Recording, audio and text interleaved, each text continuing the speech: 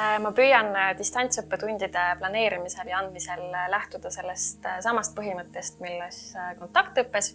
Ehk siis, et tunnid oleksid võimalikult mitmekesised, võimalikult vaheldusrikkad, et oleks aega lugemiseks, kirjutamiseks, aruteluks, et saaks toimetada iseseisvalt, aga ka üheskoos, praeguses olukorras siis veebiruumis, ehk siis, et oleks killuke kõike.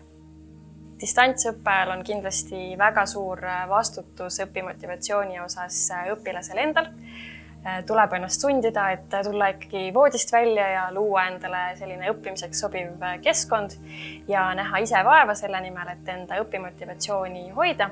Aga ma usun, et kui on olemas soov areneda ja edasi liikuda, siis sellega tuleb ka kaasa soov olla tunnis.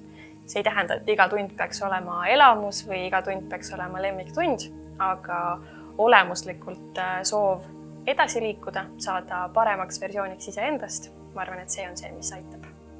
Ma usun küll, et meie õpilastel on igati võimalik olla eesti keele eksamil ikkagi edukas, sellepärast et ega eesti keele riigieksamiks ei valmistuta ainult abituuriumis. Keegi ei tule siin kulbiga tarkust või teadmisi pähe valama, vaid väga palju sõltubki sellest, millised on abituriendi teadmised ja oskused luua seoseid.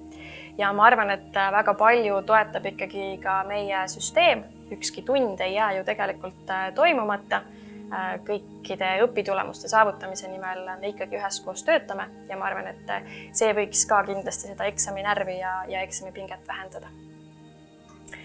Kõige rohkem igatsen kontaktõppest vahetut kontakti, seda, et saaks vaadata inimestele päriselt silma ja seda mõnusat suminat klassiruumis ja koolimaja peal, mida paraku ei ole siis, kui ei ole majas õpilasi.